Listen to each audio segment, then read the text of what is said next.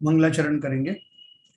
ओम नमः सिद्धेभ्यः जय श्री ओम नमः सिद्धेभ्यः जय श्री ओम नमः सिद्धेभ्यः।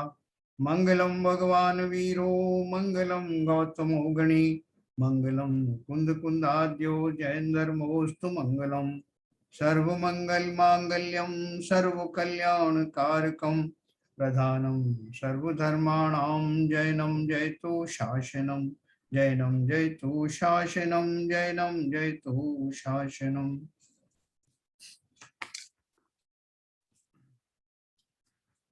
प्रकरण चल रहा है हमारा सम्यक चारित्र के लिए किए गए विपरीत प्रयत्नों के संदर्भ में। पुस्तक का नाम है क्रिया परिणाम और अभिप्राय, एक अनुशीलन। लेखक हैं पंडित अभय कुमार शास्त्री। कल अपन ने 78 पेज पे पढ़ा था, वहीं से अपन चर्चा चालू करेंगे अपनी। जब इसके सब टॉप में लिखा था कि किसी कवि ने लिखा है कि हूं नहीं कृतज्ञ कभी मैं द्रोह न मेरे उर आवे, गुण ग्रहण का भाव रहे नित दृष्टि न दोषों पर जाए। तो मतलब हमको क्या करना है, इसमें सबसे पहले बात आई थी कि हमें दूसरों का दोष नहीं देखना। जो कुछ भी हम पढ़ रहे हैं, जो कुछ समझ रहे हैं, उसके पीछे क्या है कि हम सच्चे आत्मार्थी हैं। हमें जिनागम में बताए गए प्रत्येक दोष को अपने ऊपर घटित करना चाहिए, दूसरों के दोष नहीं देखना चाहिए। दूसरों के दोष देखने की दूषित वृत्ति के कारण ही हम अनंत बार समूह शरण में जाकर भी कोरे के कोरे वापस आ गए, है ना। तो इसलिए उन्होंने बोला हमें अपने को देखना है, और यहाँ तक कि हमारे आसपास रहने वाले जो व्यक्ति हैं उनके भी गुणों को ही का ही अवलोकन करना है, उनके गुणों को देखना है। उनमें अगर दोष भी है तो दोषों को इग्नोर करना है ना। गुण ग्रहण का भाव रहे नित दृष्टि न दोषों पर जावे। यही हमारा तरीका है, आत्मार्थी जीवों का यही तरीका है कि उन्हें हंस की भांति रहना पड़ता है, रहना चाहिए। जो पानी और दूध के मिश्रण में से दूध को ग्रहण कर लेता है और पानी को छोड़ देता है। इसलिए आगे लिखा उन्होंने कि ये भाव लेकर के हमें जो भी एनालिसिस कर रहे हैं, केस स्टडी कर रहे हैं, वो केस स्टडी मैं अपनी ही कर रहा हूं कि मैं जब जब द्रव्यलिंगी मुनि बना, मिथ्या दृष्टि द्रव्यलिंगी भी मुनि में बना, कई बार बना, तो उसमें कमी क्या रह गई, इसकी बात चल रही। तो किसी ने एक प्रश्न पूछा है, यदि द्रव्यलिंगी की चर्चा करने से लोगों को मुनि निंदा का भ्रम होता है, तो आप द्रव्यलिंग की चर्चा ही क्यों छेड़ते हैं? कोई दूसरा उदाहरण लेकर भी अपनी बात कह सकते हैं ना, है ना।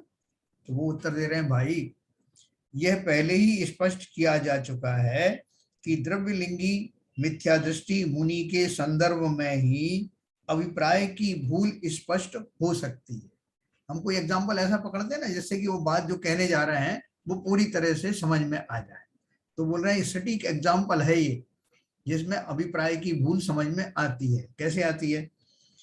क्योंकि उसकी क्रिया और परिणाम महाव्रतादि रूप है, फिर भी उसे मोक्ष मार्ग होता नहीं। तो अपन को एकदम जिज्ञासा होगी। अतः अभिप्राय की भूल का विश्लेषण आवश्यक हो जाता है कि कमी क्या रह गई।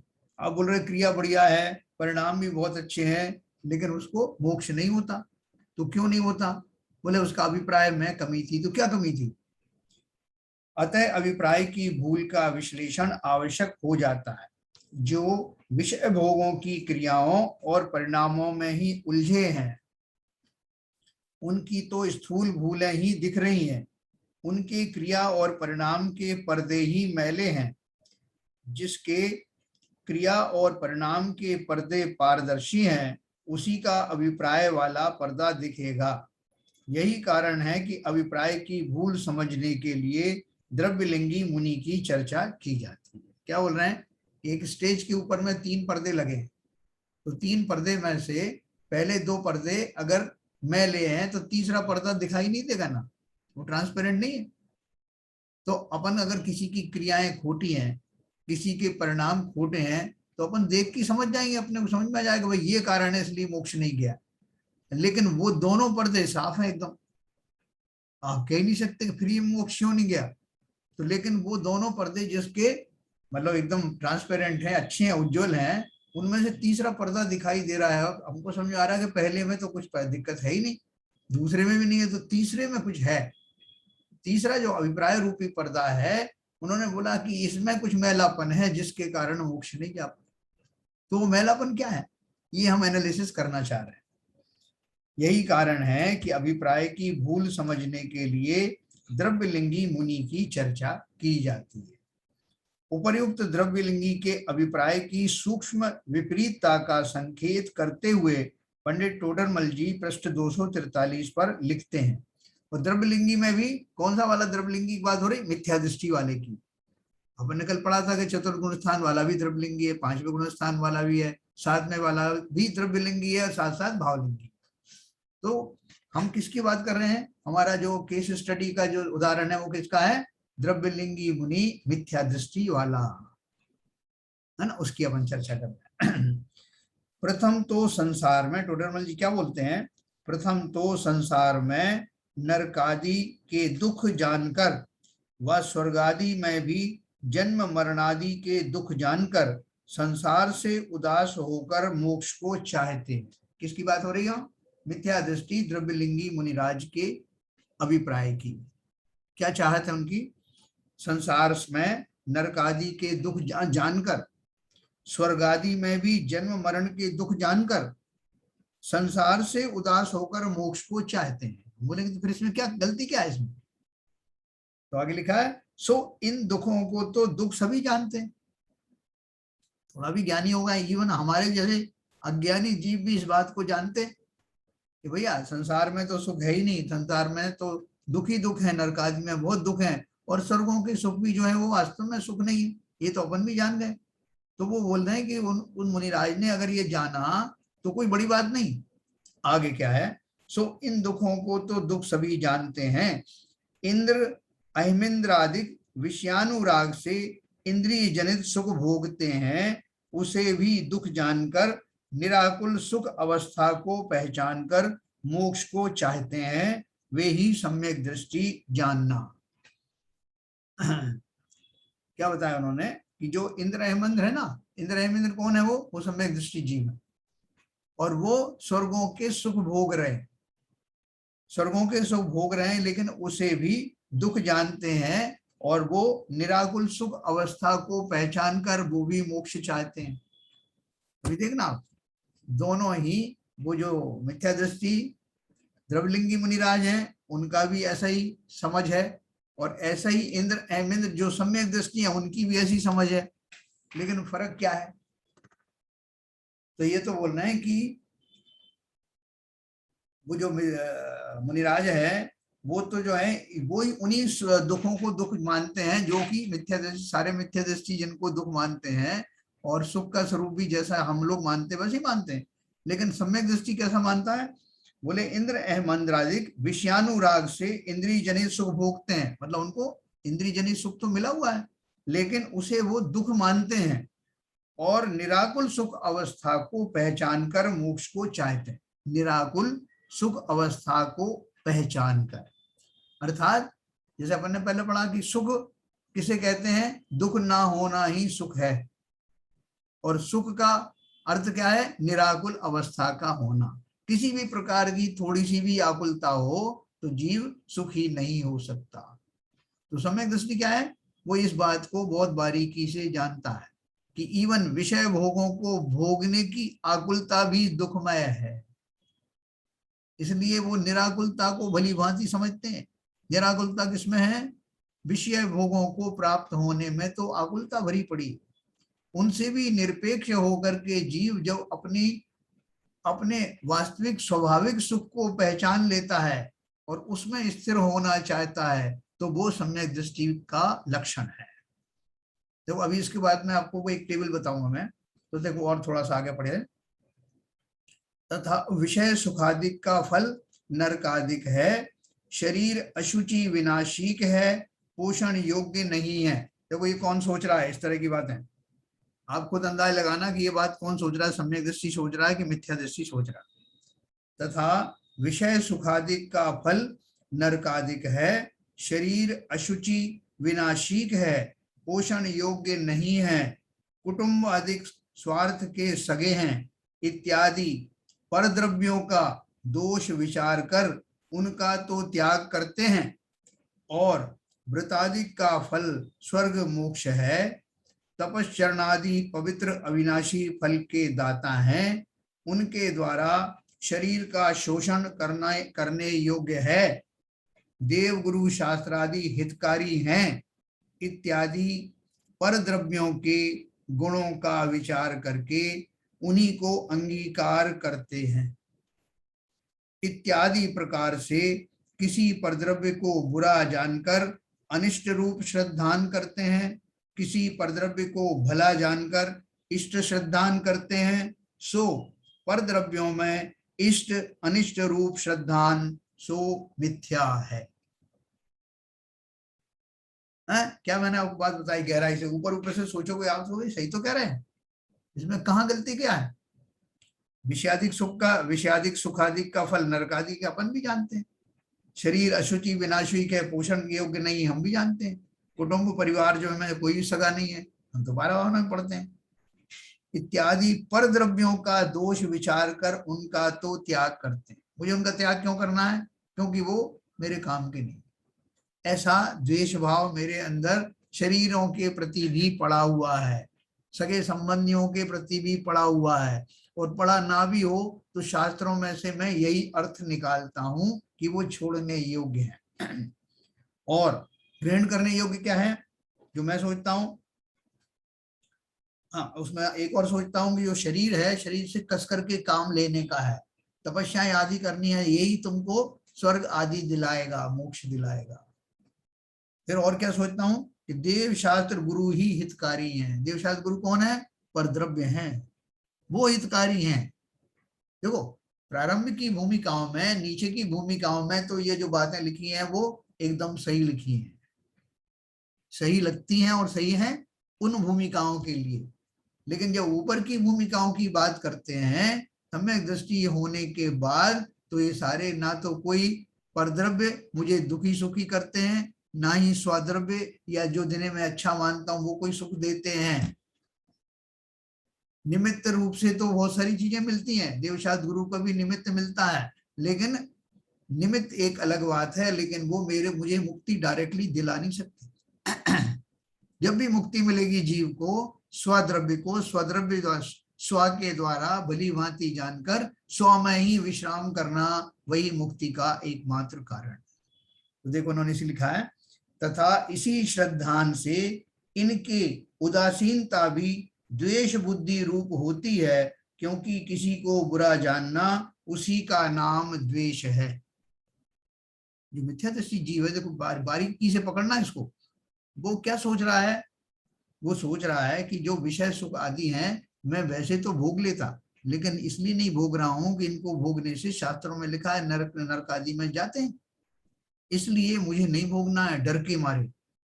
और शरीर अशुचि है, कई जगह बताया कि नवद्वार मिले, नवद्वार क्या है, नवद्वार बहे नहीं जित वाशर नाम लिए घिन आवे। तो अपन ने कई जगह पढ़ा, 12 भावनाओं में पढ़ा, शरीर के प्रति जो हमने बहुत सारी अशुचि भावनाएं आदि पढ़ी, तो हम ऐसे ही मानते हैं शरीर तो ऐसा है। लेकिन वो भावनाएं किस लिए लिखी थी? वो लिखी थी कि मैं जो शरीर में आसक्त हो रहा हूं, आसक्त होने की जरूरत नहीं। और इसने, इन भाई साहब ने क्या अपना लिया या मैंने क्या अपना लिया कि शरीरों से बहुत घृणा करना, क्योंकि ये बहुत बेकार है। स्त्री पुत्र आदि मकान जो है सब, उनसे भी द्वेष रखना अंदर अंदर, कब ये छूट जाए तो अच्छा है, ये सब स्वार्थ के हैं। वो जो बातें मैंने ऊपर ऊपर से पढ़ी है व्यवहार से, उनको मैं अपने मुक्ति के मार्ग में स्थापित करके बैठ गया, उनसे द्वेष करने लगा कि मैंने क्या समझ लिया कि शास्त्रों में यही तो लिखा है, अंदर ही अंदर में उनसे द्वेष करने लगा। और देव शास्त्र गुरु उपादेय हैं, ये भी मैंने पढ़ा। तो उपादेय का अर्थ क्या है? उन्हीं को मानना सब कुछ, जो कुछ कराएंगे यही कराने वाले। तो बोलते वहां भी आपकी मान्यता उस भूमिका से उठ करके देखो, वो हमारे मुक्ति के मार्ग में निमित्त तो अवश्य हो सकते हैं और होते ही हैं, लेकिन वो भी हमें डायरेक्टली कुछ दिला नहीं सकते मोक्ष। अगर दिला सकते तो आदिनाथ भगवान सबसे पहले अपने पोते का कल्याण करते कि भैया ये कहाँ 24वां तीर्थंकर बनता फिरेगा, इसको मेरे साथ ही बना दो ना, बगल वाले सिंहासन पे ही बैठ जाएगा। लेकिन कोई किसी को दिला नहीं सकता, ये नियम है। तो देखो अभिप्राय की बारीकी क्या है कि जो मिथ्या दृष्टि जीव हैं उनके भाव इस प्रकार के होते हैं कि जो, और उन्होंने वो भाव लाए कहां से, शास्त्रों को पढ़ के लाए। उनकी भूमिका भी नीचे वाली नहीं है। अपन बात कर रहे हैं द्रव्यलिंगी मुनिराज की, जो पंच महाव्रत का पालन और 28 मूल गुणों का पालन यथा योग्य तरीके से कर रहे हैं। लेकिन उसके पीछे पृष्ठभूमि में भाव क्या पड़ा है उनका? भाव यही पड़ा है कि भैया संसार में जितने जीव दिख रहे हैं ये मेरे स्वार्थ के संबंधी हैं, मतलब पर की बात से सोच रहे हैं, इसलिए मुझे इनमें उलझना नहीं। और जो जितना मैं तप करूंगा उतना मेरा कल्याण होगा। तप किससे करना है? शरीर से करना है, और शरीर से ही मैं मुनि हूं, शरीर से ही मैं तपस्वी हूं। ये शरीर ही मुझे उस मार्ग में स्थापित करेगा। बारीकी समझना। तो इसलिए उनकी जो जितनी भी उनकी चाहत है, जितनी उनकी तपस्या है, तपस्या के मूल केंद्र में वो शरीर ही है कि शरीर को इधर लगाना है, उधर नहीं लगाना। मैं शरीर के द्वारा ही तपस्यारण करता हूँ, शरीर के द्वारा ही ब्रह्मचर्य आदि का पालन करता हूँ। मैं मुनि हूँ, मुझे संसार के इन स्वार्थी लोगों के चक्कर में नहीं फंसना है। जो प्रारंभ की भूमिका है, नीचे के लेवल की भूमिका है, जो हम सब की जहां से शुरुआत होती है सम्यक दृष्टि बनने से पहले की, वो उनकी बनी रहती है। पर द्रव्यों के प्रति राग या द्वेष रखना, यही तो छोड़ने की आवश्यकता है। सम्यक दृष्टि को यही तो हासिल हो जाता। किसी की, अपन ने अभी पढ़ा, किसी से द्वेष बुद्धि नहीं रखना, किसी से राग बुद्धि नहीं रखना। राग और द्वेष से परे होने वाला जीव ही तो सम्यक दृष्टि होता है। ये बात अलग है कि चारित्र उसका भूमिका के अनुसार सुधरता जाता है, लेकिन मान्यता में तो ये बात पक्की स्थापित हो जाती है। ये बात इतनी सूक्ष्म है कि हम अगर पहली नजर में ये पढ़े तो हमको लगे कि इसमें गलत है क्या, ये तो सही है, हमें दृष्टि भी ऐसे ही सोचता है। लेकिन कितनी बारीकी से समझ में आपको आएगा कि मैं यहाँ देहादिक को अपना मान रहा हूं, मैं जीव द्रव्य हूँ, स्वतंत्र जीव द्रव्य हूँ, और ये सब ज्ञान आदि गुण मेरे नैसर्गिक गुण हैं। मैं किसी से चाहकर भी राग नहीं कर सकता, मान्यता में कर सकता हूं, लेकिन आप क्या करोगे अदरवाइज? एक द्रव्य दूसरे द्रव्य का कुछ भी नहीं करता, दूसरे द्रव्य का हो नहीं सकता। मैं तुम्हारा हूं, तुम मेरे हो, हम एक दूसरे में समा जाएं, क्या समा जाओगे? ठीक है। तो ये बात जो अपनी चल रही है, इसको समझना अभिप्राय में भूल क्या है। और क्योंकि इसको समझने वाले जिन्होंने उतना जोर लगा के इस बात को समझ गया, उनके सम्यक दर्शन में देर क्यों लगने वाली है? बहुत शीघ्र ही उनको सम्यक दृष्टि वाली समझ आने वाली है। तो बोल रहे हैं इसी श्रद्धान से इनके उदासीनता भी द्वेष बुद्धि पूर्वक, द्वेष बुद्धि रूप होती है, क्योंकि किसी को बुरा जानना उसी का नाम द्वेष है। उक्त गद्यांश में मिथ्या दृष्टि द्रव्यलिंगी मुनि तथा सम्यक दृष्टि इंद्र अहिमिंद्र के क्रिया, परिणाम और अभिप्राय का तुलनात्मक विवेचन किया गया है, जिससे इन दोनों के अभिप्राय का अंतर स्पष्ट हो जाता है। इन दोनों में एक क्रिया और परिणामों से महावृत्ति होते हुए भी विपरीत अभिप्राय सहित है, और दूसरा क्रिया और परिणामों से आवृत्ति होते हुए भी यथार्थ अभिप्राय वाला है। आगे जो टेबल आने वाली है उसके बारे में आपको इंट्रोडक्शन दे रहे हैं कि मिथ्या दृष्टि, उक्त गद्यांश में मिथ्या दृष्टि द्रव्यलिंगी मुनि तथा सम्यक दृष्टि इंद्र के क्रिया, परिणाम और अभिप्राय का उन्होंने कंपैरेटिव स्टेटमेंट दिया है, तुलना की है, जिससे इन दोनों के अभिप्राय का अंतर स्पष्ट हो जाता है। इन दोनों में मतलब मिथ्या दृष्टि द्रव्यलिंगी मुनि और सम्यक दृष्टि अहिमेंद्र आदि में क्या फर्क है? इन दोनों में एक एक क्रिया और परिणामों से महावृत्ति होते हुए भी विपरीत अभिप्राय सहित है। एक तो उसकी क्रिया बहुत बढ़िया है, परिणाम भी बहुत अच्छे हैं, महावृत्ति है, लेकिन अभिप्राय विपरीत है। और दूसरा, क्रिया और परिणामों से अवृत्ति है।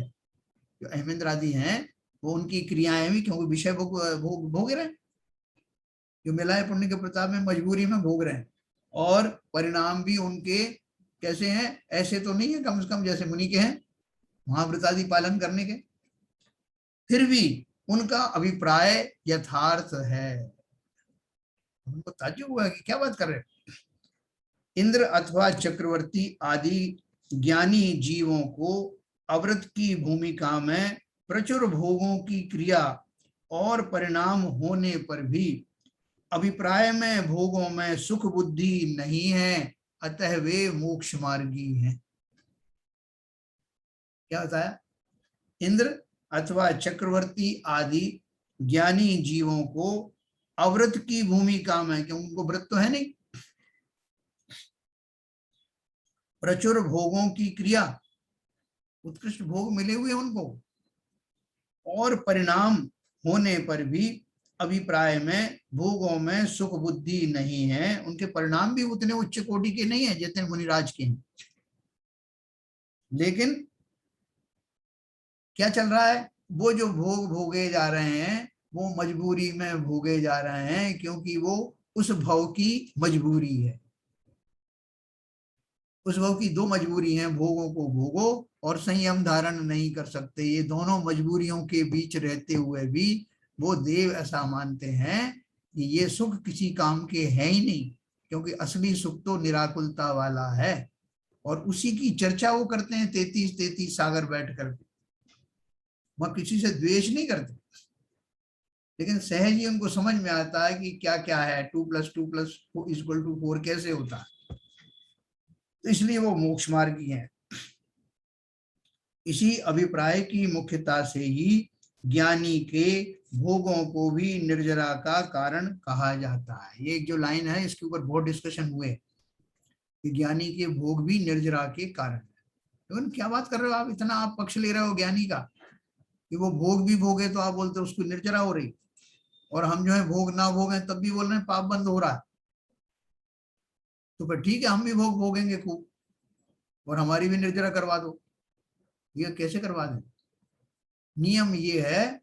और वो जो भोग भोगने की बात कर रही है, तो भोगों के कारण निर्जरा नहीं हो रही, क्योंकि सम्यक दृष्टि का अभिप्राय सच्चा हो गया है, इसलिए भोग भोग रहा है या नहीं भोग रहा है, तो दोनों कालों में उसकी मान्यता सही हो जाने के कारण उसकी निर्जरा होती है। उस काल की अपेक्षा से ये बात कही जा रही है, भोगों की अपेक्षा से नहीं।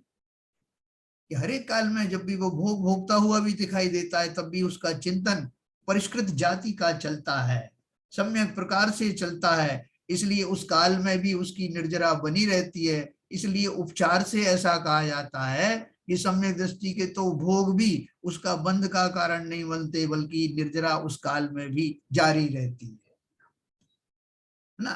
तो ये उन्होंने लिखा, भरत जी घर में वैरागी जैसी उक्तियां भी प्रसिद्ध हैं।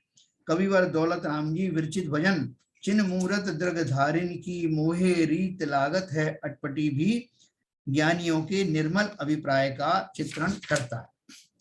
मिथ्या दृष्टि, महावृत्ति और सम्यक दृष्टि अविरति की क्रिया, परिणाम और अभिप्राय का अंतर निम्न तालिका द्वारा भली भांति समझा जा सकता है। अब देखो उन्होंने एक नीचे एक टेबल बनाई है। टेबल में क्या लिखा है उन्होंने?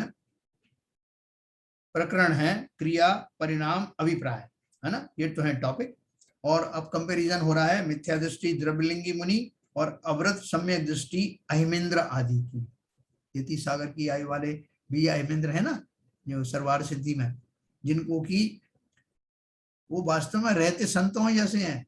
कहने में आता है कि स्वर्ग में है तो सब सुख भोग रहे हैं, उनकी देवांगनाएं भी नहीं होती हैं, और 33 सागर के पूरे पीरियड में धर्म चर्चाएं करते हैं। भूख लगती है तो 33 सागर के 33,000 साल में एक बार भूख का ऐसा आवास होता है, और कंठ से अमृत झर जाता है, कहीं कुछ बाधित भी नहीं होता, उनकी चर्चाएं चलती रहती। इतनी उच्च कोटि के सुखों को भोगने वाले अहमेंद्र भी मानते हैं कि हम कहाँ परम सुखी हुए, अभी हम उस भाव में अटके हुए हैं, इस भाव से निकलना बाकी है। तो कैसी चर्चा करते हैं? 33 सागर का पीरियड तक प्रतिदिन नई नई चर्चाएं करते हैं। कितना धर्म की चर्चा होती होगी, और कोई काम ही नहीं है। तो अभी देखो, उसमें दोनों में कंपैरिजन दिया है, मिथ्या दृष्टि द्रविलिंगी मुनि और अवृत सम्यक दृष्टि अहमेंद्र। क्रिया है, क्रिया कौन, मैं क्रिया के संदर्भ में देखें तो मिथ्या दृष्टि द्रविलिंगी मुनि की क्रिया क्या है? महाव्रत आदि रूप आचरण करते हैं, ये क्रिया। और अवृत सम्यक दृष्टि अहमेंद्र क्या करते हैं? इंद्रिय जनित सुख को भोगते हैं। परिणाम में ये मुनिराज संसार से उदास हैं, संसार से उदास है ना। और ये अवृत, ये परिणाम की बात है, भावों की बात। और अवृत सम्यक दृष्टि अहमेंद्र विषयानुरागी है। उस समय उसको, क्योंकि उस भाव में है, तो देवों के जो भाव होते हैं उस अनुसार से उनका भाव भी चल रहे हैं, जो विषयों में लगे हुए हैं। भले ही वो सुख बुद्धि से नहीं लगे, लेकिन मिल रहे हैं तो उन्हें भोगना पड़ रहा है, इसलिए विषयानुरागी हैं। फिर परिणाम, संसार परिणाम का अभिप्राय। अब देखो, अभिप्राय में 5 चीजें हैं जो अलग अलग करती हैं दोनों। पहला, मिथ्या दृष्टि द्रविलिंगी मुनि के नरकादि के प्रतिकूल संयोगों को दुख का कारण जानते हैं। अब बहुत गहराई से समझना क्या फर्क है। ये क्या समझते हैं? नरक आदि प्रतिकूल संयोगों को दुख का कारण जानते हैं। और ये क्या जानते हैं अहमेंद्र जी? परद्रव्यों को दुख का कारण नहीं मानते। नरक में भी जब वो सम्यक दृष्टि जीव होते हैं ना, नारकी, उनमें और बाकी नारकियों में क्या फर्क होता है? वो जो मिथ्या दृष्टि से वो है नारकी, वो भी दुखी होते हैं, मारकाट उनकी भी चल रही, सम्यक दृष्टियों की भी चल रही है। सम्यक दृष्टि अपनी तरफ से प्रहार नहीं कर रहा है, और ना ही वो इस बात से दुखी हो रहा कि देखो कैसे ये जो पागल लोग ये एक दूसरे को मार रहे हैं। वो भी ऐसा भी नहीं सोचते। वो क्या सोचते हैं? भैया ये तो नरक का स्वरूप है, जीव यहाँ नारकी बन के आते ही इसलिए हैं कि पुरानी अपनी अदावत जो है वो भांजते रहते हैं। और कोई किसी को दुख देता कहाँ है? संसार में दुख जो कहा जाता है वो मान्यता के अनुसार कहा जाता है, दुख या सुख क्षेत्रों के अनुसार नहीं होता, पर्यायों के अनुसार नहीं होता। अगर होता तो नरक में नारकी सुख ही कैसे महसूस करता। तो इसलिए वो जो देवेंद्र आदि हैं वो क्या मानते हैं? परद्रव्यों को दुख का कारण नहीं मानते। फिर दूसरा नंबर पे, विषय सुखों को नरक आदि का कारण जानकर छोड़ते हैं। मुनिराज ने क्या किया कि भैया ये विषय सुख भोगूंगा तो नरक में चला जाऊंगा। बैकग्राउंड में क्या भय है कि वैसे तो मैं भोग लेता इनको, लेकिन ये बड़े दुख का कारण है आगे चल के, है ना। भोगने में तो अच्छे लगते हैं लेकिन बाद में दुखदायी होते हैं, सब अपने भजनों में आता है ना। वही उनकी मान्यता भी होती है। लेकिन ये क्या जानते हैं, सम्यक दृष्टि क्या सोचता है? विषय सुख को भी दुख जानकर निराकुल सुख को चाहते हैं। ये तो इसलिए कर रहे हैं कि भैया हमने पढ़ा है शास्त्रों में कि इनको भोगूंगा तो मुझे इनसे नुकसान हो सकता है, इसलिए मन में भले ही अभिलाषा बनी हुई है लेकिन डर के मारे नहीं भोग रहे। और वहां वो तो भोगने में ही दुख है, ऐसी पक्की मान्यता सम्यक दृष्टि की है। विषय सुख को भी दुख जानकर निराकुल सुख को चाहते। तीसरा, शरीर तथा कुटुंब आदि को बुरा जानकर उनका त्याग करते हैं। तो मुनिराज मुनि क्यों बने?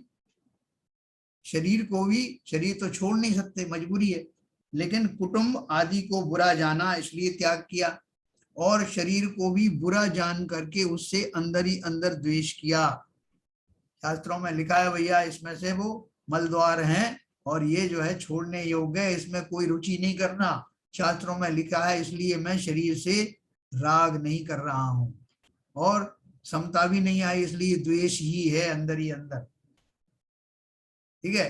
लेकिन सम्यकदर्शी क्या सोचता है, पर द्रव्यों को बुरा नहीं जानते, अपने राग भाव को बुरा जानते। शरीर में क्या बुराई है भाई साहब? शरीर तो देह में देवालय है ना, ये देवालय है शरीर, और उसमें आत्मा रूपी भगवान सदा काल विराजमान रहती है। तो देह में क्या दिक्कत है? आप देह से क्यों अरुचि कर रहे हो, द्वेष कर रहे हो? बोले अरे साहब, शास्त्रों में यही लिखा है, जहां देह अपनी नहीं तहां ना अपना कोई। इतनी बात तो आपने बता दी देह की, और अब बोल रहे कि देह से क्यों द्वेष कर रहे हो? हमें तो यही सिखाया गया शुरू से कि देह से और उससे संबंधित सब लोगों से द्वेष करना है। द्वेष नहीं बताया भाई, उसका सच्चा स्वरूप बताया है कि वो अपने नहीं है, वो परद्रव्य हैं। मैं स्वद्रव्य आत्मा जीव द्रव्य हूँ, वो परद्रव्य हैं। वो तो मेरा उसमें बहुत ज्यादा राग घुस रहा था, इसलिए मुझे वहां से हटाने के लिए ये बातें समझाई जाती। वैसे तो मुझे तो समता में रहना है, शरीर अपने कार्य करता है, शरीर में मलमूत्र आदि का विसर्जन ना हो तो शरीर कैसे टिका रहेगा? ये शरीर का धर्म है।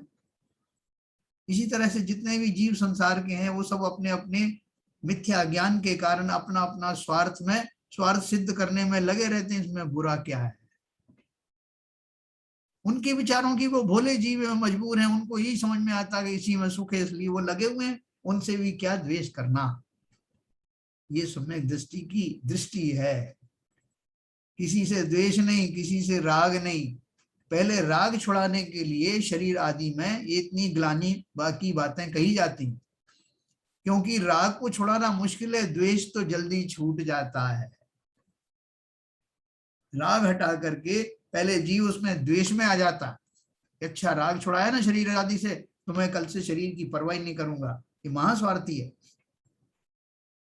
फिर ये भूमिका में जो आता है द्वेष में, धीरे धीरे उसकी समझ में आता है कि राग तो छुड़ाया इसलिए था कि मैं उसमें बहुत फंस गया था, लेकिन द्वेष भी नहीं करना है, क्योंकि जितनी भी जो वस्तुएं हैं सब वस्तुएं अपने आप में पूर्ण है और किसी ना किसी के लिए उपयोगी हैं। यहाँ तक कि जो शरीर से निकलने वाली विष्ठा होती है वो भी शूकर को फायदा पहुंचाती है, हमारे खेतों में उसकी खाद बनती। तो सबकी अपनी अपनी उपयोगिता है। तो द्वेष तो हमें किसी से करना नहीं है। स्वद्रव्य से तो द्वेष करने का सवाल ही नहीं, पर द्रव्यों से भी द्वेष आदि बुद्धि नहीं रखना। जिनकी बहुत रागादि बुद्धि थी उनको वहां से हटाने के लिए शब्द कहे गए हैं।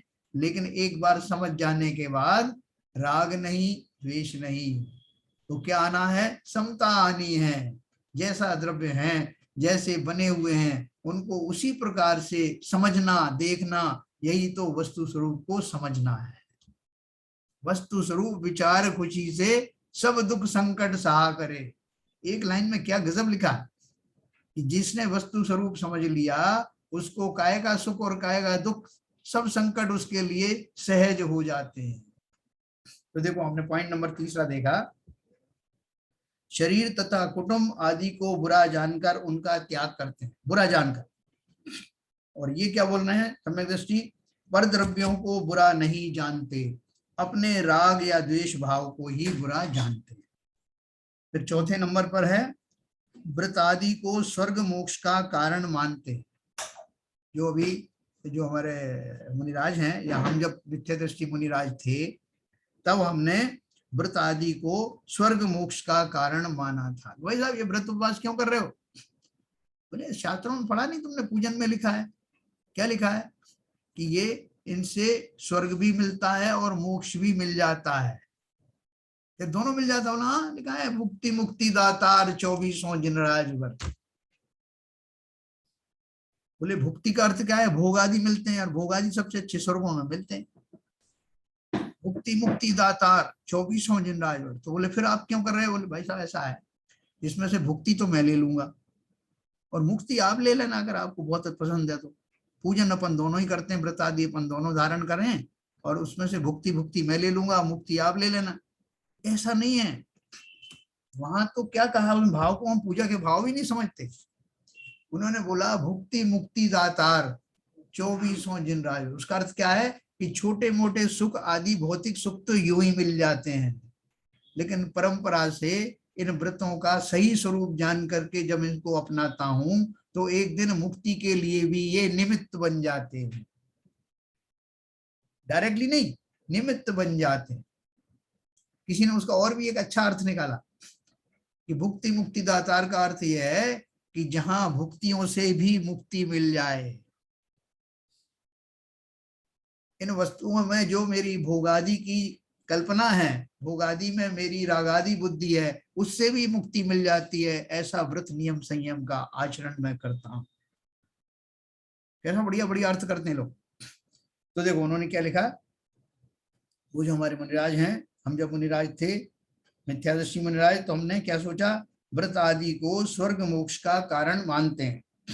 सम्यक दृष्टि क्या मानता है, व्रत आदि क्रिया को मोक्ष का कारण नहीं मानते। राग भाव छूटने से उसके कारणों का त्याग सहज ही हो जाता है। आपको जान के ताज्जुब होगा, सातवें गुणस्थान से ऊपर के जो मुनिराज हैं वो प्रवृत्ति पूर्वक कोई आचरण पालन नहीं करते कि मुझे पंचमाव्रत पालन करना है, मुझे अष्टमूल गुण का पालन, 28 मूल गुणों का पालन करना है, शरीर आदि को तपाना है। ऐसे भाव उनके नहीं आते। उनके तो सहज में ही जब वो परिणाम अपनी ओर लगते हैं तो ये व्रत आदि तो स्वतः ही हो जाते हैं।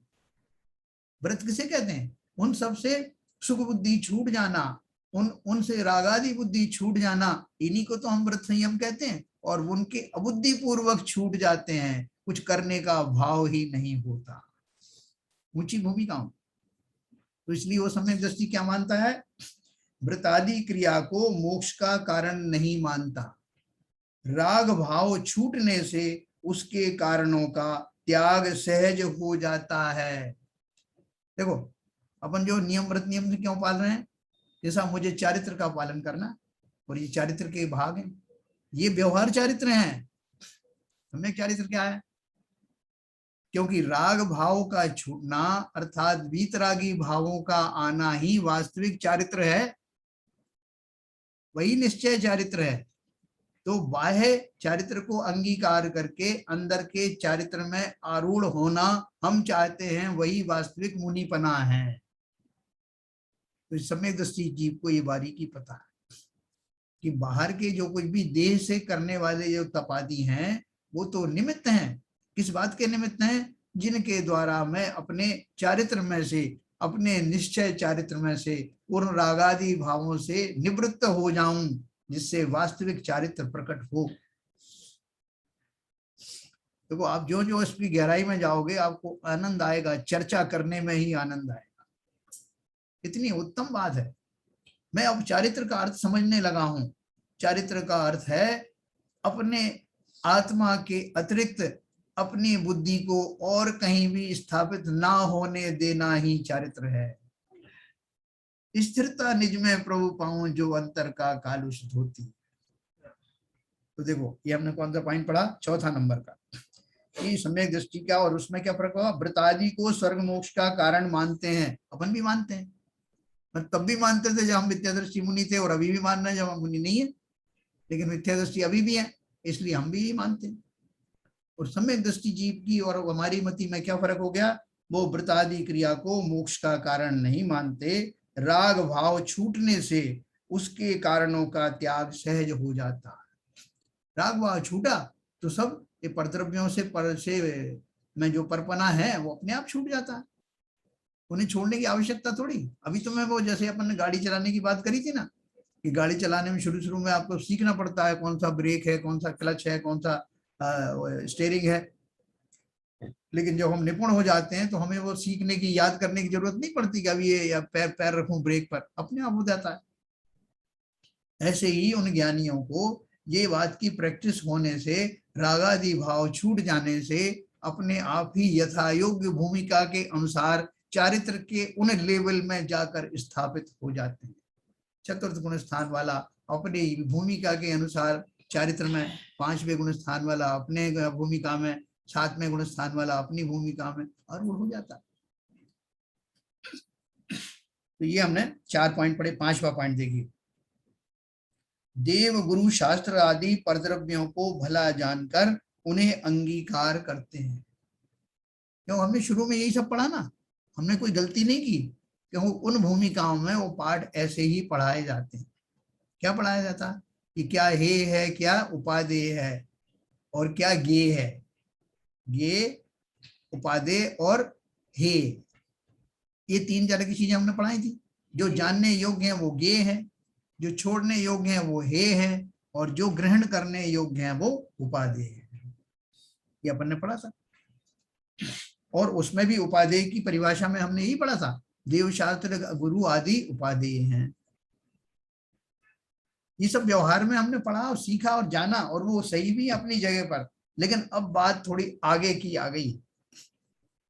क्या आगे की आ गई? अब मुझे अपना आत्म द्रव्य वर्सेस ऑल अदर्स, जीव द्रव्य और उसके अतिरिक्त, जीव द्रव्य कौन सा? स्वाद्रव्य, वो दूसरे जीव भी नहीं, स्वाद्रव्य और अपने अलावा जितने भी द्रव्य हैं उनको परद्रव्य उनमें आना, उनमें परद्रव्य की कल्पना करना। अब मेरा काम इतना सा रह गया है। जब कहा, जहां जब मेरा कोई नहीं है संसार में, तो कोई मेरा नहीं है ना, जहां दे अपनी नहीं तहां ना अपना कोई। तो वो किस लिए किया गया था? धीरे धीरे करके यही तो लाना था कि भैया जब ये शरीर ही मेरा नहीं है तो बाकी सगे संबंधी मेरे कैसे हो सकते हैं। ये इसमें कितना बड़ा रहस्य छिपा हुआ था कि ये देह भी परद्रव्य है, और देह से जुड़े हुए सभी नाते रिश्ते इसलिए स्वभावतः ही पर हैं। तो अब वो चर्चा जो चल रही है कि जो सम्यक दृष्टि और मिथ्या दृष्टि की मान्यता में बारीकी में क्या अंतर है। तो देखो, देव शास्त्र गुरु का अंतिम वाली जो बात आई ना, पहले तो परद्रव्यों से द्वेष की बात आई थी, अब राग की बात आई कि देव शास्त्र गुरु आदि परद्रव्यों को भला जानकर उन्हें अंगीकार करते हैं। कौन करते हैं? मिथ्या दृष्टि जीव करते हैं। तो मैं नहीं करूं क्या? ये आपने क्या बात कह दी? आप हमको देवशास्त्र गुरु से वंचित कराना चाहते हैं क्या? भैया वंचित नहीं कराना चाहते, वो तो हमारे परम श्रद्धेय हैं, लेकिन वो उनको निमित्त के रूप में मानना। इस मोक्ष मार्ग में स्थापित करने वाले, उनकी देशना के बिना भी आपका काम होने वाला नहीं। परम श्रद्धेय हमारे तीन कारणों से हैं। एक तो उन्होंने मोक्ष मार्ग का भला उपदेश दिया, दूसरा, और निरपेक्ष होकर दिया, बिना किसी स्वार्थ के दिया। दूसरा, जब तक उनकी देशना नहीं होगी तब तक मेरा वैसा सम्यक अभिप्राय होने वाला नहीं। तीसरा, उन्होंने वो करके दिखा दिया चर्चा, वो चर्या धारण करके दिखा दी जिसकी कि मेरे को अभी तक समझ ही नहीं आई है, करके दिखा दिया। इसलिए मेरे तो वो श्रद्धा में श्रेष्ठ है, उनसे किसी तरह से मैं कृतज्ञ नहीं हो सकता, बिछुड़ नहीं सकता। उनका परम उपकार मेरे ऊपर है, लेकिन उसका भी लिमिट है, लिमिटेशन है। वो चाह कर भी मुझे उंगली पकड़ करके भी मोक्ष में ले नहीं जा सकता, जाना मुझे ही पड़ेगा। पानी में डाल दिया तो तैरूंगा तो मैं। तो इसलिए उन्होंने क्या कहा, मिथ्या दृष्टि जीव तो यही मानता है, एक बार देवशास्त्र गुरु के आपने उंगली पकड़ ली तो वो मोक्ष तक पहुंचा देंगे। निमित्त बन सकते हैं, पहुंचना मुझे ही पड़ेगा। तो उन्होंने जो दूसरा सम्यक दृष्टि क्या सोच रहे हैं, किसी परद्रव्य को भला नहीं जानते, स्वा को स्वा और पर को पर जानते हैं। पर से कुछ भी प्रयोजन ना जानकर उसके मात्र साक्षी रहते हैं। संसार में बोले आप कभी तो कुछ कह रहे हो, कभी कुछ कह रहे हो। मैं क्या बोल रहा हूं कि संसार के जितने भी जीव हैं सबकी जय हो, सब बहुत अच्छे। कब तक अच्छे हैं? जब तक कि वो मेरे मन में उनके प्रति राग या द्वेष ना हो। मुझे ही अपने मन को सही करना है, वो तो सब अपने अपने में अच्छे हैं, क्योंकि वो सब जो कार्य कर रहे हैं वो अपनी अपने नए के हिसाब से, अपनी अपनी अपेक्षाओं से भली भांति कर रहे हैं। मुझे उनसे कुछ लेना देना नहीं, ना उनसे राग है ना द्वेष है। राग और द्वेष ना रखना, उनके प्रति और सही अभिप्राय के साथ नहीं रखना, यही सम्यक दिशा है। अब मैं आपको अनम्यूट करूंगा, आपको थोड़ा समझ में आया होगा ये बारीकी क्या थी, फिर अपन चर्चा करेंगे।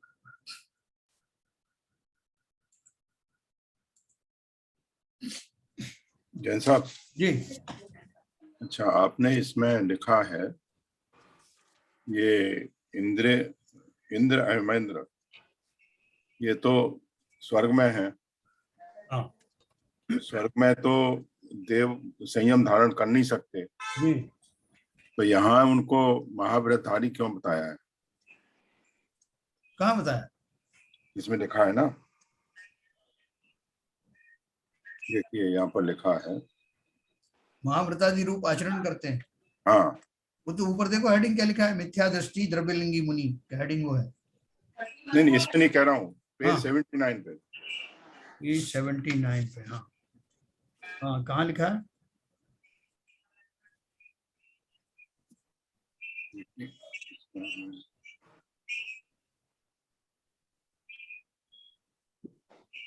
इन दोनों में एक क्रिया और परिणामों से महावृत्ति होते हुए भी विपरीत अभिप्राय सहित है हाँ है ना? इन दोनों में हाँ किसकी बात चल रही है? मिथ्यादृष्टि मुनि की। हाँ, नहीं तो वो भी तो महाव्रत, जैसे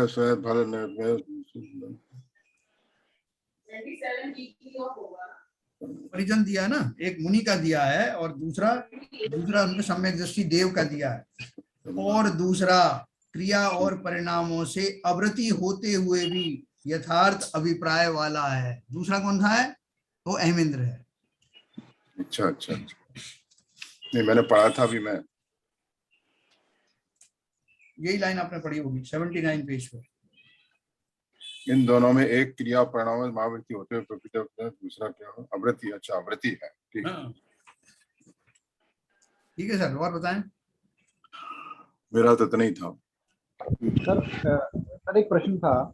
हाँ ये ऐसा होता क्यों है कि मतलब जैसे जो जो मुनि मुनि हैं, जो जिनको मतलब जो मतलब महाव्रतों का भी पालन कर रहे हैं, जिन्होंने मूल व्रत भी धारण किया, तो क्या मतलब उनको मतलब वो मायाचारी से होता है या अल्प ज्ञान की वजह से होता है? आ, मतलब जिसने इतना बड़ा तप धारण किया है, तो उनको उनको में आत्मा और शरीर में अंतर नहीं पता? मतलब वो उस अवस्था तक कैसे पहुंचते हैं बिना इतनी बेसिक्स को क्लियर किए हुए? हाँ, देखो ऐसा है, बहुत बढ़िया आपका प्रश्न है कि यही तो अपन सबको भ्रम होता है कि दो चीजों में भ्रम होता है। एक तो भ्रम ये होता है कि जिसने इतने उच्च कोटि के व्रत महाव्रत आदि धारण किए हैं, क्या उसका अभी अपन इसलिए तो पढ़ रहे हैं कि उनके अभिप्राय में क्या खोट हो सकता है। ये चर्चा इसी बात की चल रही है कि उनको प्रॉपर भेद विज्ञान नहीं होता। भेद विज्ञान नहीं होने का अर्थ क्या है? ज्ञान की बात नहीं है, मान्यता की बात है। जैसे आप और हम हैं, अपन इतने दिन से शास्त्र पढ़ रहे हैं, अपन नहीं समझ गए कि आत्मा अलग है, शरीर अलग है, लेकिन हमारा बेसिक मान्यता में वो आया क्या? आता तो हमारा व्यवहार कुछ और होता। जिस तरह का व्यवहार आचरण हमारा चल रहा है, हमने जाना तो लेकिन माना नहीं। वही बात अभिप्राय में चल रही है। ये अभिप्राय की भूल ही तो मिथ्या दृष्टि और सम्यक पने में डिफरेंस पैदा करता है। मान्यता ज्ञान ज्ञान तो उनको 9 पूर्व 14 11 का होता है। 9 पूर्व तक रहता है उनका ज्ञान। द्वादशांग वाणी में से 11 अंग और 9 पूर्व का ज्ञान मिथ्या दृष्टि को हो सकता है। हाँ, ज्ञान की क्या तुलना करना, लेकिन मान्यता वाली जो बात है, श्रद्धा गुण की जो पर्याय है, उसके लेवल पर वो चीज एक्सेप्टेड नहीं होती कि शरीर अलग है, मैं अलग हूं। अगर वो हो जाती तो वो ये नहीं समझते कि मैं अपने शरीर से तपस्या कर रहा हूं, मैं महामुनि हूं, मैं मुनि के रूप में ये सब करता हूं। ये कर्तव्य बुद्धि समाप्त हो जाती। यही अपन पढ़ रहे हैं अभिप्राय में कि वो कमी क्या रह जाती है। इवन अभी देखो, ये तो हुई हमारी मान्यता श्रद्धा गुण की। चारित्र गुण की बात चले तो सम्यक दृष्टि चारित्र में कमजोर रहता है जब तक वो व्रत आदि धारण नहीं करता। वो जानता है कि ये सब चारित्र धारण करना चाहिए, लेकिन उस भूमिका में उसको चारित्र के प्रति उतना समर्पण का भाव आता नहीं। लेकिन धीरे धीरे आने लगता है, फिर पंचम गुण स्थानवर्ती और षष्ठम गुण स्थानवर्ती होता है। तो अभिप्राय की ये जो डिफिकल्टी है, जो परेशानी, उसी को लेकर के तो ये दो कैटेगरी बनी, मिथ्या दृष्टि और सम्यक दृष्टि, वरना बनती ही नहीं। समझे विपुल जी? तभी तो इंद्र लोग चाहते हैं कि हम कम कम मनुष्य पर्याय प्राप्त करें, यस, कब व्रता धारण करें। तो उनका अभिप्राय है, हम जानते हैं कि इसकी लिमिटेशन क्या है, इस पर्याय के लिमिटेशन क्या है, और वास्तव में संयम धारण करने का अर्थ क्या है। तो सर ये तो मैं समझ गया, लेकिन मतलब फिर मतलब करना क्या चाहिए, मतलब उनको, मतलब उनमें कहाँ कमी कमी कैसे रह जाती है, या मतलब अभिप्राय तो सेम है, अभिप्राय तो मोक्ष जाने का ही है, और इसीलिए वो कोशिश भी कर रहे हैं और सब कुछ है। तो और जब हम बोल रहे हैं कि ज्ञान भी पूरा है, तो मतलब ऐसा, मतलब और क्या करना चाहिए जिससे कि डायरेक्शन सही हो, मतलब हाँ, अपनी तरफ से तो वो पूरी कोशिश ही कर रहे हैं, कोई भी जीव है वो अपनी तरफ से तो वो बेस्ट कर रहे हैं, तो और कहाँ पे मतलब कमी रह जाती है, या कैसे और क्या करना चाहिए जिससे कि वो जो थोड़ी बहुत कमी रह गई वो भी पूर्ण हो जाए। हाँ, देखो ऐसा है कि अपन इसको थोड़ी बहुत कमी कह जरूर रहे हैं, इस अपेक्षा से कह रहे हैं कि बाकी सब आचरण में पालन कर रहा हूं, इसलिए थोड़ी मोटी कमी कह रहे हैं इसको, लेकिन वास्तव में ये बड़ी कमी है। क्या कमी है कि मैं जो श्रद्धान में अपने आप को शरीर आदि ही समझ रहा हूं, और ये भी समझ रहा हूं कि एक द्रव्य दूसरे द्रव्य को रोक सकता है, इसलिए मैं उससे द्वेष करता हूं। सम्यक दृष्टि जीव नरक में बैठा हुआ भी उसकी मान्यता में ये आ जाने के कारण कि जीव तो परम सुखी ही है, अपनी मान्यता के कारण ही वो दुखी सुखी होता रहता है, ये मान्यता मात्र ही उसको इतनी प्रतिकूलताओं में भी सुख की अनुभूति देता है। वो वहां ऐसा नहीं सोचता कि मैं कहाँ बुरा फंस गया है, मैंने बहुत गलत काम किए थे इसलिए यहाँ फंस गया, और कोई मुझे इस यहाँ से नरक से निकाल दे तो मैं सुखी हो जाऊंगा। वो वहां भी सुखी है, वहां भी सुखी इस अर्थ में है कि मान्यता सुधर जाने से वास्तव में जीव, जब मैं शरीर हूं ही नहीं, उस शरीर से ही तो मैं नारकी बना हूं, उस शरीर से ही मैं देव बनता हूं, उसी से त्रियंच बनता हूं, वो मैं हूं ही नहीं। जो मैं हूं वो तो सुख का खजाने से भरा हुआ है, ऐसा विश्वास लाने के लिए ये तत्व चिंतन चल रहा है, जो अहिमिंद्र जो है निरंतर करते रहते हैं। आप खुद सोच के देखना, ये मान्यता जैसे ही आपके जीवन में आ जाएगी, ये सब दुनिया भर की चीजें के साथ, ये हो रहा है, रूस ने अमेरिका को हरा दिया, हराने फलाने ने ये कर दिया, और ये ने इस्लामीकरण कर दिया साहब, और कितने दंगे फसाद हो रहे हैं, संसार रहने लायक जगह नहीं है, ये सब हम उद्वेलित जो होते रहते हैं जाने अनजाने में, इन्हीं मान्यताओं के कारण होते रहते। जिन जीवों की मान्यता सही हो जाती है वो सोचते हैं तो संसार का स्वरूप है, इसमें क्या है अच्छा बुरा, और संसार में कोई जीव मरता नहीं, कोई पुद्गल मरता नहीं, लेकिन ये उठक पटक होती रहती है, ये संसार का स्वरूप है। मेरा इसमें क्या बिगड़ा, मैं तो इन संयोगों वियोगों से अलग वो परम आत्म द्रव्य हूं जो सदा सुखी रहता है, ऐसी मान्यता लाके तो दिखाए। ये बहुत बहादुरी का काम है। केवल मान्यता का ही फर्क है सर। बस मान्यता का फर्क है, मान्यता आती सब कुछ बदल जाएगा, बोलते हैं ना दृष्टि हट बदलते ही सृष्टि बदल जाती है। मैं कितनी प्रतिकूलता के बीच में भी सुखी रह सकता तो थोड़ा सा केवल समझने में ये प्रॉब्लम हो रही है कि जब मान्यता नहीं बदलेगी तो फिर मुनि बनेंगे कैसे, मतलब कि सर मेरा मतलब ये है कि जैसे जब मान्यता बदलेगी, जब मुझे समझ में आ जाएगा वस्तु स्वरूप का सही चित्रण, तभी तो मैं मुनि पद पे आगे बढ़ूंगा ना। नहीं तो ऐसा। हाँ, सी अगर अगर अगर दूसरे टाइप के कुछ है जो सिर्फ मतलब मायाचारी कर रहे हैं अपने आप से, वो सोच रहे हैं कि भैया ठीक है मैं मुनि बन जाता हूँ, मुझे जो है लोग बाग पूजने लगेंगे, मेरा मान सम्मान होगा, इस टाइप का है तो बात अलग है, वो तो एक अलग ही केस हो गया।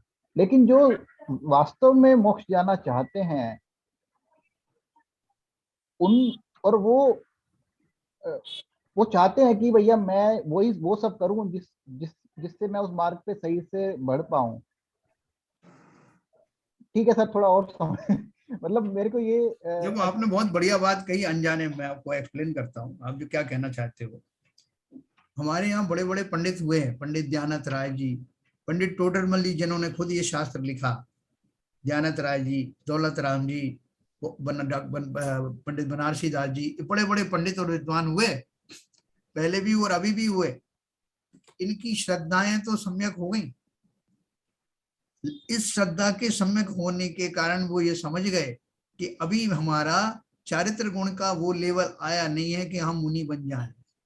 अगर मुनि बन जाएंगे तो उतना वैराग्य का पैमाना हमारा अभी आया नहीं है। श्रद्धा जरूर हमारी सम्यक हो गई, इसलिए वो सदगृहस्थ बन करके उतने समय तक बने रहे, दीक्षा नहीं ली। ये तो एक पहलू है सर, एक पहलू है, ये कॉइन का एक पहलू जी। और दूसरा जो पहलू आपने बताया हाँ। कि आपने बोला वो 28 मूल गुणों के धारी। विपुल जी ने एक सवाल पूछा बेसिक, कि अगर ये श्रद्धा नहीं होती तो मुनि नहीं बनते।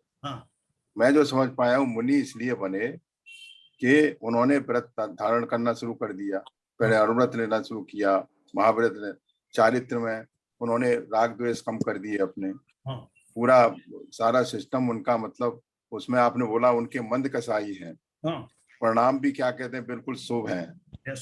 ठीक है, मगर मान्यता में वो कह रहे हैं कि मैं इस शरीर से ही क्या कहते हैं तब करूंगा, ये शरीर मेरा इतना इसमें बल भरा हुआ है, इससे मैं द्वेष कर रहा हूँ।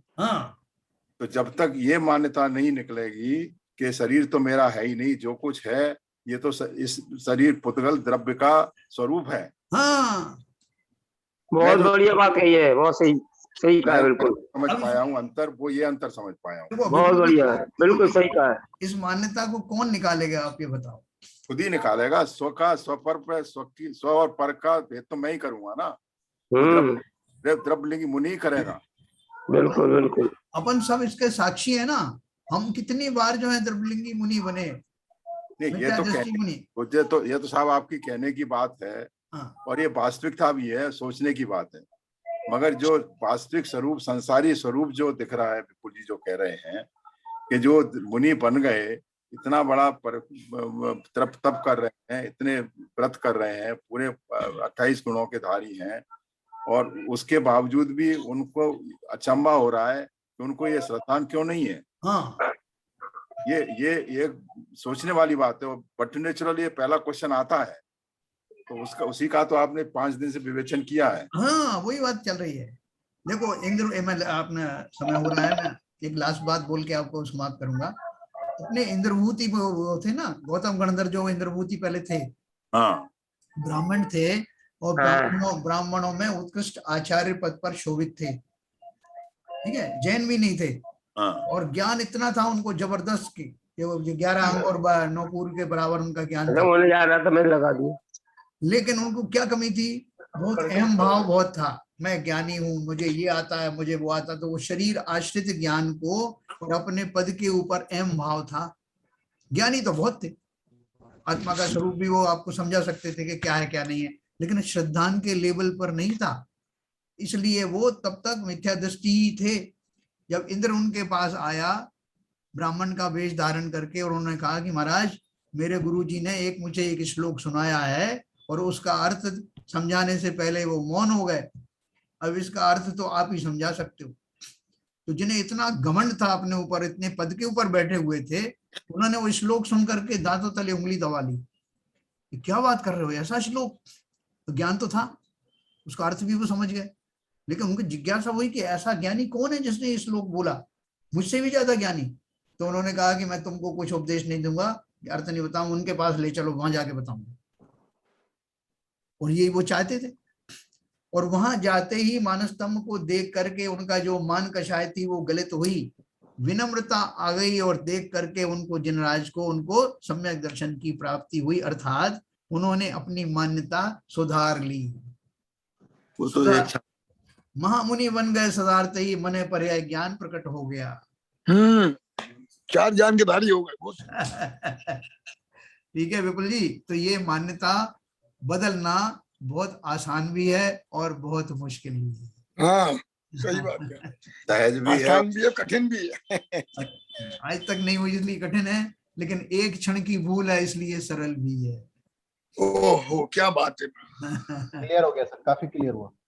चलिए अभी अपन और करेंगे, 4-5 दिन और है हमारे पास में। ये विषय बहुत बढ़िया है, आपको इस बात के ऊपर डिस्कस करने की जिज्ञासा हुई, यही इस बात का परिचायक है कि आप अपने अभिप्राय को सुधारने के योग्य वातावरण बना रहे हैं।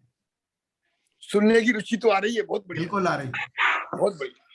तो चलिए चलिए साहब, ललित जी, ललित जी हैं क्या? दिख नहीं है नहीं आशा। चलिए आप करिए। नित्यातम नाशवे को को ज्ञान के प्रकाश को आपा पर। एक मिनट, एक ही को बोलने दीजिए, वो डिस्टर्ब होगा फिर। नित्यातम नाश वे को ज्ञान के प्रकाश वे को आपा पर भास वे को भानुसी बखानी है। चाहो द्रव्य जान वे को बंधो विधि भान वे को स्वपर पिछान वे को परम प्रमानी है। अनुभव बताए वे को जीव के जताए वे को काहू न सताए वे को भव्य और यानी है। जहाँ तहाँ तार वे को पार के उतार वे को विस्तार वे को यही जीवानी है। जीवानी भारती तो जपू दिन रैन जो तेरी शरणा गहे सो पावे सुख चैन। या वाणी के ज्ञान ते सूझे लोकालोक सो वाणी मस्तक धरूं सदा देता हूँ दो। जिनवाणी माता की जय। जय हो जय हो जय।